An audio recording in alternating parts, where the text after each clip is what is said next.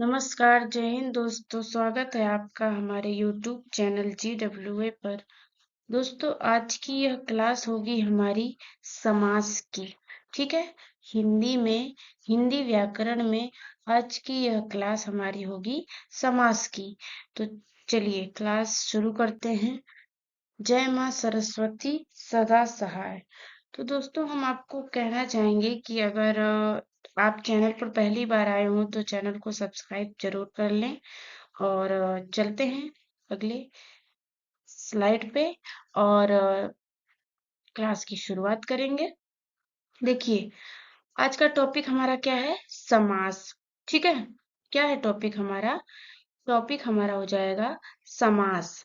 ठीक, अब देखिए बोलेंगे हम कि समास का शाब्दिक अर्थ क्या है। तो जैसे देखें कि समास का शाब्दिक अर्थ सम प्लस आस। अगर इसे हम विच्छेद करेंगे, इसको अलग अलग करेंगे, तो सम प्लस आस। और सम का मतलब होता है पास, और आस का मतलब होता है बैठना। आस मतलब आसन, आस मतलब बैठना। ठीक है, तो पास में बैठना मतलब किसी चीज को पास पास कर देना। ठीक, अब देखिए समास का शाब्दिक अर्थ संक्षिप्त कर देना, पास पास या संक्षिप्त कर देना, छोटा कर देना। ठीक है, संक्षेपीकरण कर देना। समास का शाब्दिक अर्थ हो जाएगा संक्षेपीकरण, संक्षिप्त कर देना, यही होगा। और अगर हम चलते हैं समास का विलोम शब्द क्या होता है, तो समास का विलोम शब्द हमारा हो जाता है व्यास। क्या हो जाएगा? व्यास। व्यास का अगर हम व्यास को अगर देखेंगे, अगर संधि से रिलेट करें हम, तो ये हमारी यड़ संधि हो जाएगी। नहीं, यड़ संधि हो रही है कि नहीं? देखिए, य वह है, तो उसके आगे देखिए जो आधा अक्षर आ जाएगा, आधा वर्ण आ जाएगा, तो यड़ संधि होती है। तो अगर इसको करेंगे वी प्लस आस, ठीक, व्यास। ओके, चलिए देखिए, ये पूछता है, हम आपको बता दें कि समास का विलोम शब्द पूछ देगा। डायरेक्ट आपसे पूछ देगा कि समास का शाब्दिक अर्थ क्या होता है, ये भी पूछ सकता है एकदम डायरेक्ट। समास का विलोम शब्द व्यास, क्योंकि ये पूछा गया है। ठीक है, अगर अब परिभाषा पे आएंगे हम। परिभाषा दो पदों के प्रयुक्त विभक्ति, योजक या अव्यय पदों को हटाकर उन्हें पास पास लिख देना ही समास है। मतलब कि देखिए, कोई दो शब्द होता है, अगर अगर हम किसी दो शब्द के बारे में बोलें, तो जैसे अगर हम बोले यहाँ पे एक शब्द है, एक शब्द यहाँ है, अब इन दोनों को एक साथ लिख देंगे। ठीक है, एक साथ अगर हम लिख देते हैं, तो वही हमारा हो जाएगा पास पास। अगर हमने लिख दिया तो वही चीज, अगर हम लिखें प्रति प्लस दिन, ठीक है, अब इसको अगर हम कर दें कि प्रतिदिन, अगर डायरेक्ट उसके बाद दोनों का संक्षेप करके दोनों को प्रतिदिन हमने लिख दिया ना, यही चीज हो गया हमारा कि दो पदों, मतलब एक पद ये, एक पद ये, दो पदों के प्रयुक्त विभक्ति या फिर योजक, देख रहे हैं, योजक अव्यय पदों को हटाकर, अगर उन्हें इन दोनों को, इसको हटा दिया और इन दोनों को साथ में हमने लिख दिया यहाँ पे प्रतिदिन, तो वही हमारा हो जाएगा कि उन दोनों को संक्षेप में करके उन्हें पास पास लिख दिया, वही हमारा हो जाएगा समास। ठीक है, आगे चलते चलेंगे तो हमें पूरा समझ में आता जाएगा। देखिए, ये कह रहा है कि समास में दो पद होते हैं। समास में दो पद होते हैं, जी बिल्कुल। एक पद पूर्व पद और दूसरा होता है उत्तर पद। अगर जब हमने लिखा था कि यहाँ पे प्रति, और यहाँ हमने लिखा था दिन, ठीक है, तो देखिए ये हमारा पूर्व पद, पूर्व पद का मतलब होता है कि पहले, जो हमने पहले लिख दिया वो हमारा हो गया पूर्व पद। और जो दिन हो गया, ठीक है, जो हम दिन लिख रहे हैं, दिन हमारा ये उत्तर पद हो जाएगा। ठीक, उत्तर मतलब बाद में, पूर्व पद मतलब पहले। ठीक, तो यही कह रहा है कि समास में यही यही दो पद होते हैं समास में, पहला पूर्व पद और दूसरा हो जाएगा उत्तर पद। अब देखिए चलते हैं सामासिक शब्द या समस्त पद। समासिक शब्द या समस्त पद। ये क्या है कि समास के नियमों से निर्मित शब्द समासिक शब्द कहलाता है। देखिए, समास के नियमों से निर्मित शब्द समासिक शब्द कहलाता है। इसे समस्त पद भी कहते हैं। अब पता है इसे कैसे हम बताएंगे समस्त पद क्या है? आपको देखिए, अगर हम आपको बताएं कि यहाँ पे हमने लिखा प्रति, यहाँ पे हमने लिख दिया दिन। ओके, ये हमारा हो गया पूर्व पद, ये उत्तर पद। अब यहीं पे अगर हमने लिख दिया कि प्रतिदिन, अगर हमने प्रतिदिन लिखा ना, तो यही जो है हमारा हो जाएगा समस्त पद या समासिक पद। यही हमारा समासिक पद है। ठीक है, ये तो हम विग्रह कर रहे हैं, ये तो हम विग्रह कर रहे हैं, लेकिन ये जो हमारा जो पूरा प्रतिदिन एक ही में हमने लिख दिया है, यही हमारा समासिक पद होगा, समस्त पद होगा। ठीक है, समासिक शब्द होगा। ठीक, अब देखिए, समास होने के बाद विभक्ति के चिन्ह परसर्ग लुप्त हो जाते हैं। क्या हो जाते हैं? लुप्त हो जाते हैं। अब देखिए कैसे, इसका क्या है, समास होने के बाद विभक्ति के चिन्ह परसर्ग लुप्त हो जाते हैं। मतलब जैसे कि राजपुत्र। अभी यहाँ पे देखिएगा, पीछे जब आप देख लेंगे तो ये वाली लाइन आपकी पूरी क्लियर हो जाएगी। क्या कह रहा है कि समास होने के बाद विभक्तियों के चिन्ह लुप्त हो जाते हैं। अब हम आपको बताएं, ये राजपुत्र लिखा हुआ है, यहाँ पर विभक्ति के चिन्ह लुप्त हैं। ठीक है, यहाँ लुप्त हैं, लेकिन अब हम अगला आपको दिखाएंगे तो ये आपका देखिए अभी कैसे क्लियर होता जाएगा। अब देखिए यहाँ क्या आ गया कि समास विग्रह। समास विग्रह मतलब सामासिक शब्दों के बीच के संबंध को स्पष्ट करना समास विग्रह कहलाता है। अगर हम आपको बता दें कि कैसे समास विग्रह हो जाएगा, तो हमने बोला कि ये चीज जब हमने यहाँ पे ये लिख इन दोनों को विग्रह किया, अलग अलग किया ना, देखिए प्लस करके जब हमने इन दोनों को अलग किया, पूर्व पद में और उत्तर पद में, इन दोनों में जब हमने अलग किया, यही चीज है बीच के संबंध को स्पष्ट करता है। अब यहाँ पे हमने प्रतिदिन लिखा, ठीक है, प्रतिदिन लिखा, लेकिन ये प्रतिदिन तो सामासिक समस्त पद है। इनको हमने विग्रह यहाँ पे जब किया, यहाँ प्रति लिख कर, यहाँ दिन लिख कर जब हमने विग्रह किया, तो इसको एकदम हमने क्लियर किया कि हाँ ये चीज है क्या, एकदम क्लियर इसको किया। ठीक है, उसका मतलब यही हुआ कि समास विग्रह। ठीक, अब देखिए आपको कैसे आएगा कि राजा का पुत्र, जैसे राजा का पुत्र। अब देखिए क्या हो गया, राजा का पुत्र, पीछे क्या था, पीछे ये था कि राजपुत्र लिखा हुआ था ना, राजपुत्र। पीछे उसने बोला कि जो है समास होने के बाद विभक्तियों के चिन्ह लुप्त हो जाते हैं, लुप्त हो जाते हैं, छिप जाते हैं। तो राजा का पुत्र का ही, इसे ही हम जो है, इसे ही राजा के पुत्र को ही हम जो है राजपुत्र, यही चीज है, पीछे वाली चीज ही यही राजपुत्र है। यहाँ पर यही चीज छुपा है कि इसका कहने का मतलब है कि ये जो है राजा का पुत्र हो जाएगा। ठीक, ये तो समास विग्रह है, इसका विग्रह किया है, ये जो लिखा है इसका विग्रह ये चीज किया है। ठीक, चलते हैं आगे की तरफ, समास के भेद पर आएंगे। ठीक है, समास के भेद पर अगर हम आएंगे, समास के भेद, तो पदों की प्रधानता के आधार पर, मतलब जो हमने आपको पीछे बोला कि प्रथम पद या फिर उत्तर पद या पूर्व पद हमने बोला, तो प्रथम पद जो था, प्रथम पद का मतलब ही पूर्व पद हो गया। ठीक है, दूसरे पद का मतलब उत्तर पद हो गया, मतलब दूसरा वाला। इसके कहने का मतलब यही है कि पदों की प्रधानता, कि पहला पद है जो या दूसरा पद है, इन दोनों में प्रधान मतलब किसकी वैल्यू ज्यादा रहेगी, इन दोनों में प्रथम पद प्रधान समास, अव्ययी भाव समास। इसका कहने का मतलब ये है प्यारे दोस्तों कि ये जो अव्ययी भाव समास है, इसमें जो है इसका जो प्रथम पद होता है, ठीक है, अव्ययी भाव समास का अगर हम बात करें, अव्ययी भाव समास का ये हो गया प्रथम पद, ये हो गया द्वितीय पद। ठीक है, तो ये अव्ययी भाव समास का ये जो प्रथम पद हम लिखेंगे, ये जो है प्रथम पद ही प्रधान होता है। ठीक है, ये तो ठीक है, ये तो इसको पूरा करने के लिए चाहिए ही, लेकिन प्रथम पद ही एकदम अपने आप में यही प्रधान हो जाएगा। इसके कहने का मतलब ये है। अगर हम जैसे लिखे पहले वाले में, ठीक है, अगर पहले वाले में हमने लिख दिया प्रति, ठीक है, प्लस दिन, ठीक, तो जो ये प्रति लिखा हुआ है, ये प्रथम पद ही प्रधान है।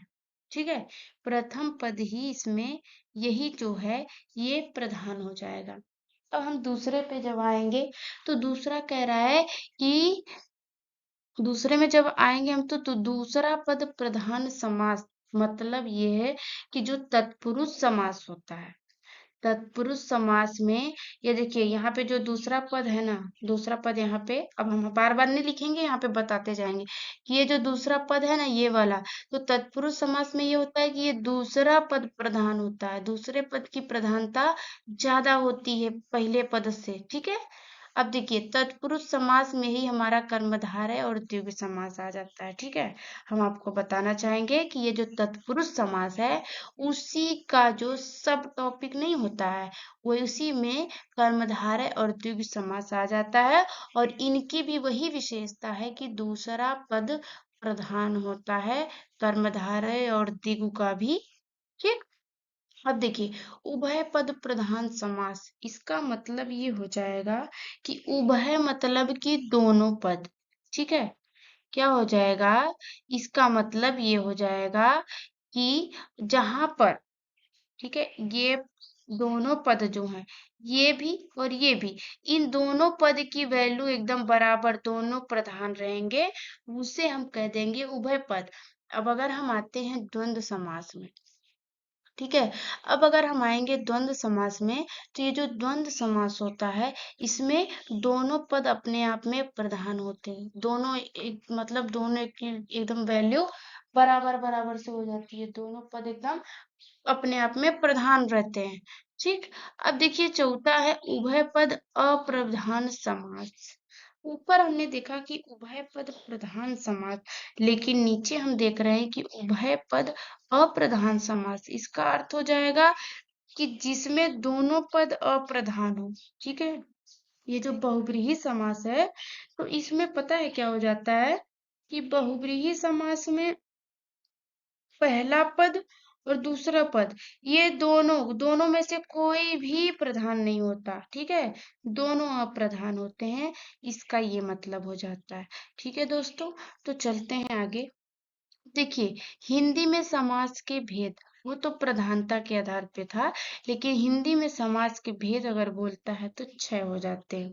पहला हो जाता है अव्ययी भाव समास, दूसरा होता है कर्मधारय समास, और तीसरा होता है हमारा, क्या हो जाएगा तीसरा, तीसरा हमारा हो जाएगा, पहला हमारा क्या हुआ, पहला अव्ययी भाव हुआ, दूसरा कर्मधारय हुआ, तीसरा द्विगु हुआ, चौथा द्वंद्व हुआ, पांचवा हमारा बहुव्रीहि समास हुआ, और छठवां क्या हो गया, छठवां, छठवां और अंतिम हमारा हो जाएगा एकदम तत्पुरुष समास। ठीक, तो चलते हैं बारी बारी से पढ़ेंगे। देखिए अव्ययी भाव समास का क्या है कि अव्यय का भाव, अव्यय, अव्यय अविकारी है। ठीक है, क्या है, अव्यय अविकारी है। ठीक है दोस्तों, अब चलते हैं, हम पहले चलेंगे प्रथम और द्वितीय। इसका कहने का मतलब यही है कि जो हमने पीछे आपको बताया, प्रथम पद और द्वितीय पद, इसी को पहला कहेंगे, इसी को दूसरा कहेंगे, इसको पूर्व कहेंगे, इसको पर कहेंगे। पूर्व मतलब पहले, ठीक है, पूर्व मतलब पहले, और पर मतलब बाद। ये इन सबका, ये जो दिया हुआ है, इन सबका कहने का मतलब यही है कि जो हमने आपको बताया कि प्रथम पद द्वितीय पद, उन्हीं का सब, प्रथम मतलब पहला, द्वितीय मतलब दूसरा, प्रथम मतलब पूर्व पद पहले वाला पद, दूसरा मतलब पर मतलब दूसरा पद। ठीक, वही चीज बताया है। तो इसमें ये चीज तो ऐसे बताया कि ये चीज होती है, सब में ये लागू होगा, कि प्रथम पद द्वितीय पद, लेकिन अब इसका मेन क्या है कि अव्ययी भाव समास में इसमें देखिए, इसमें अभी साफ साफ दे रहा है कि प्रथम पद जो होगा, ये जो प्रथम पद होगा यही हमारा क्या हो जाएगा, प्रधान हो जाएगा। प्रथम पद ही हमारा हो जाएगा प्रधान। ठीक, उसके बाद आते हैं कि प्रथम पद क्या होगा, अव्यय और उपसर्ग, ठीक, प्लस संज्ञा हो। ठीक है, अव्ययी भाव समास का देखिए यही है कि प्रथम पद अव्यय होगा और उपसर्ग उपसर्ग रहेगा। समझ जाया करिए, ठीक है। अभी आगे चलेंगे, आपको पूरा समझ में आएगा, क्योंकि उदाहरण जब देखते हैं ना तो पूरा ये जो पीछे का थ्योरी रहता है हमें एकदम समझ में आने लगता है। बहुत सारी चीज ऐसी होती है कि उदाहरण देखने के बाद थ्योरी समझ में आती है, ऐसा होता है। तो चलते हैं आगे की तरफ, फिर से देखेंगे परिभाषा अगर इसकी। तो जिस समस्त पद में प्रथम पद, देखिए यहाँ पर भी बोला प्रथम पद अव्यय उपसर्ग है, वह, ठीक है, प्रथम पद अव्यय व उपसर्ग वह प्रधान हो, अव्ययी भाव समास कहलाएगा। ठीक है, क्या हो जाएगा, अव्ययी भाव समास कहलाएगा। तो चलते हैं अब अगले।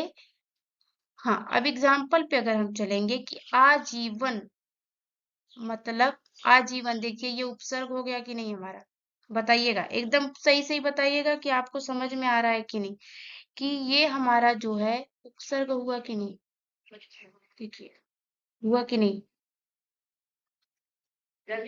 हमारा आजीवन लिखा हुआ है, ये उपसर्ग हो गया कि नहीं। आजीवन का मतलब जीवन भर, ठीक है।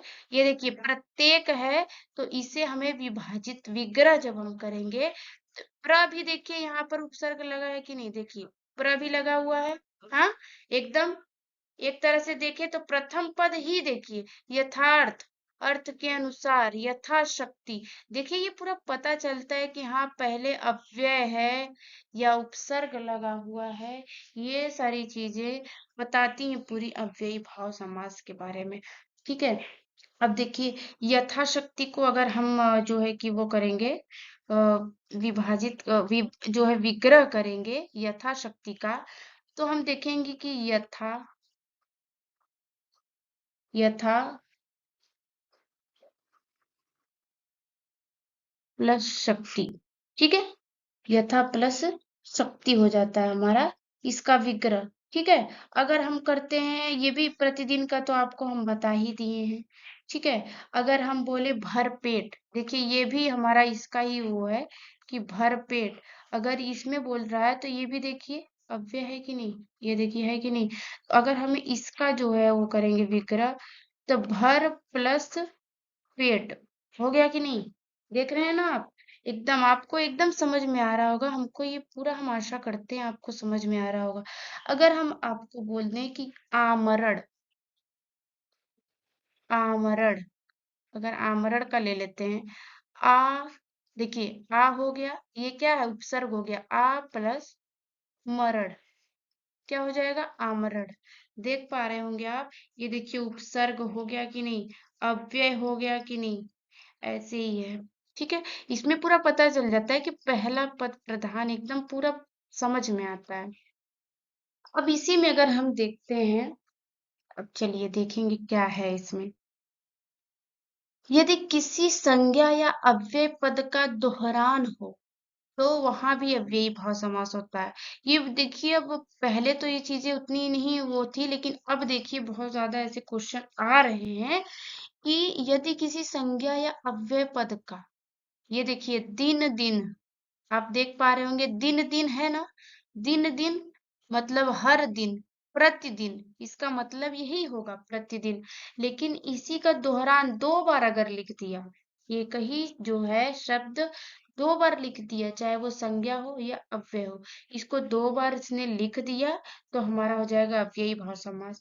देखिए पी आगे आप चलेंगे, एक चीज आपको फिर मिलेगी, इसीलिए हम आपको बता दे रहे हैं कि यहाँ संज्ञा या अव्यय पद है, इसका जो है आप इस पे एकदम पूरा, आपको मेन इस पे यही ध्यान देना है कि इसमें जो है संज्ञा या अव्यय पद रहेगा। ठीक है, क्या रहेगा, संज्ञा या अव्यय, क्योंकि आगे चल के अभी हम आपको बता रहे हैं, फिर आपको समझ में आएगा कि संज्ञा या अव्यय पद का दोहरान होगा। ओके, चलिए। दिन दिन, हर दिन, ये हो गया। हाथ हाथ, हाथों हाथ में, ठीक है। रात रात, रातों रात, पल पल, ये हो जाएगा हमारा। ठीक, चलिए। अब आते हैं हम कर्मधारय समास पे। कर्मधारय में क्या है कि विशेषण प्लस संज्ञा। बताइए आप, विशेषण प्लस संज्ञा, इसमें क्या हो जाएगा कि विशेषण प्लस संज्ञा कर्मधारय में जिस समस्त पद में विशेषण व विशेष या उपमान व उपमेय का योग हो, वहां कर्मधारय समास होता है। देखिए, अब देखिए क्या है, उदाहरण अगर आप देखेंगे तो समझ में आने लगेगा। बोला है विशेषण प्लस संज्ञा, और जिस समस्त पद में विशेषण व विशेष, अगर ये जो विशेष लिखा हुआ है, हम आपको बताना चाहेंगे फिर से कि ये जो विशेष है, विशेष को ही हम संज्ञा कह सकते हैं। ठीक है, विशेष को ही संज्ञा कहते हैं हम। ठीक है, जिसकी विशेषता बताए, ये संज्ञा की ही विशेषता बताएगा। ठीक है, तो वो विशेषण हो जाएगा। विशेष का मतलब ही हो जाएगा हमारा संज्ञा। और पीछे आगे देख रहे हैं कि विशेषण प्लस संज्ञा, ये बोल भी रहा है कि जिस समस्त पद में विशेषण व विशेष या उपमान व उपमेय का योग हो, वहां कर्मधारय समास होता है। ठीक, अब देखिए क्या है कि महात्मा,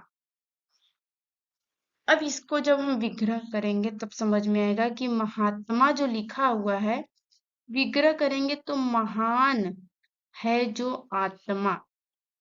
अब इसमें क्या कर रहा है, विशेषण, ये देखिए विशेषता है आत्मा की, मतलब ये हो गई संज्ञा, ये हो गया विशेषण। तो बोल रहा है इसमें कि महान है जो आत्मा, अर्थात महात्मा। अर्थात नहीं लगाएंगे, अर्थात लगा देंगे तो बहुब्रीहि आ जाएगा।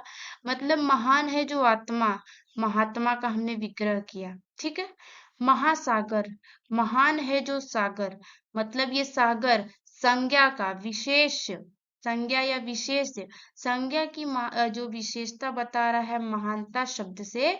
ठीक है, ये विशेषण हो गया कि नहीं, ये विशेषण, ये संज्ञा। महासागर मतलब महान है जो सागर।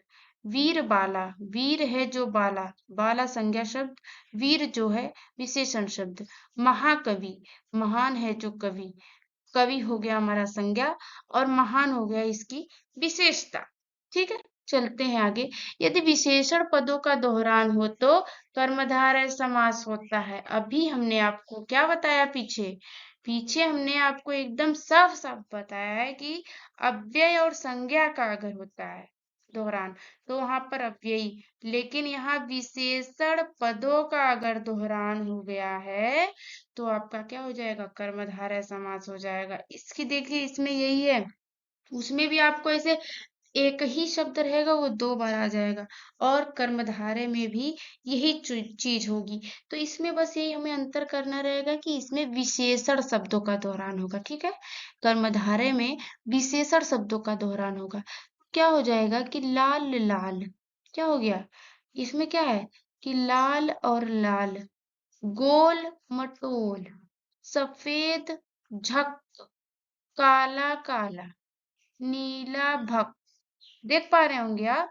ठीक है, गोल गोल, समझ गए। चलिए, अब आता है हमारा द्विगु समास। द्विगु समास का मतलब है तो है दो गायों का समूह। देखिए, इसका मिला के है कि इसमें समूह समाहार यही सारी चीजें होती हैं। ठीक है, जिस समासिक शब्द का पूर्व पद संख्यावाचक विशेषण हो, या जिस समस्त पद का प्रथम पद, देखिए पूर्व पद हम पहले बोले हैं और यहाँ पे हम बोल रहे हैं प्रथम पद बोल रहे हैं।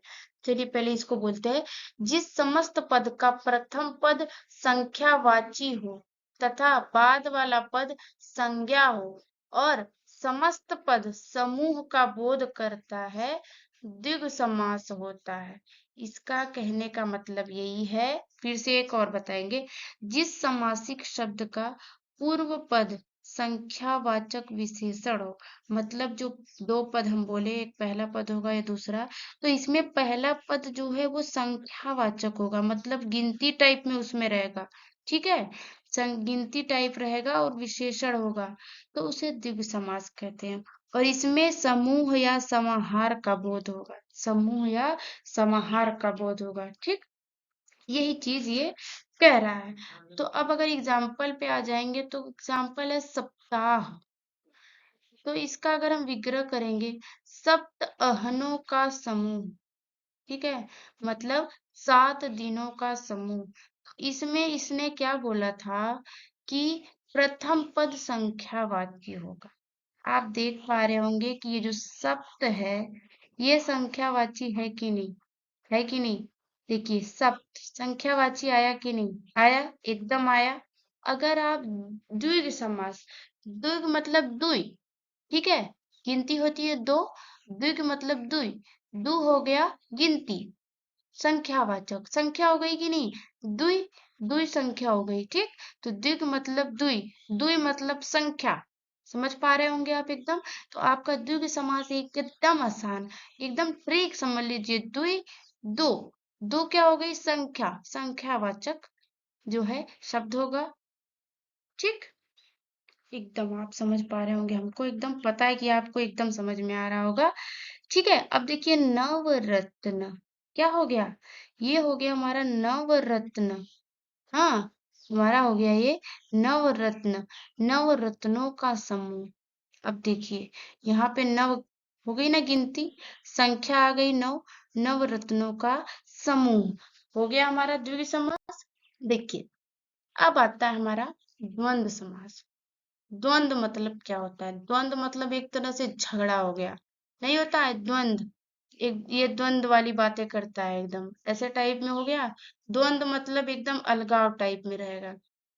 देखिए आगे देखते चलिए, अभी समझ में आ जाएगा। उभय पद प्रधान समास, मतलब इसका ये हो गया हमारे प्यारे दोस्तों, इसका मतलब ये हो गया कि ये जो है, ये दोनों पद, ये दोनों पद जो है एकदम प्रधान रहेंगे। दोनों पद अपने आप में एकदम, दोनों पद प्रधानता की ओर इशारा करेंगे कि दोनों पद अपने आप में प्रधान है।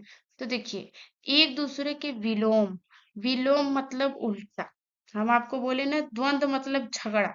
और कोई चीज अगर कोई आदमी है, एक आदमी क्या बोल रहा है, एक आदमी क बोल रहा है तो दूसरा आदमी बोल रहा है ख, मतलब विलोम, एकदम द्वंद, एक दूसरे का एकदम द्वंद ही कर रहे हैं, एकदम उल्टा ही बोल रहे हैं।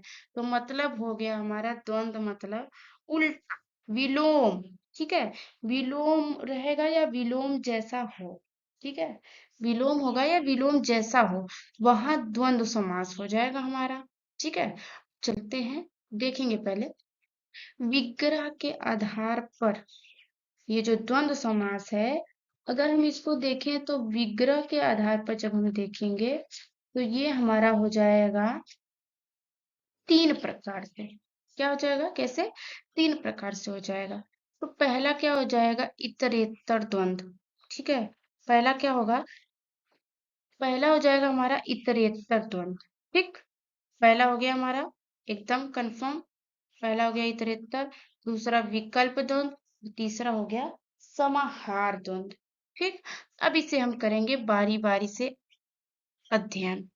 पहला इतरेत्तर द्वंद्व पे हम बात करेंगे। तो इसमें क्या आता है ना, ये हम एक शब्द ले लिए हैं माता पिता। ठीक है, माता पिता एक शब्द ऐसा लिए हैं जो जो है तीनों में काम करेंगे। ठीक है, अब देखिए माता, हमने इतरेत्तर मतलब और लगा दिया, इतरेत्तर में और लगेगा हमेशा।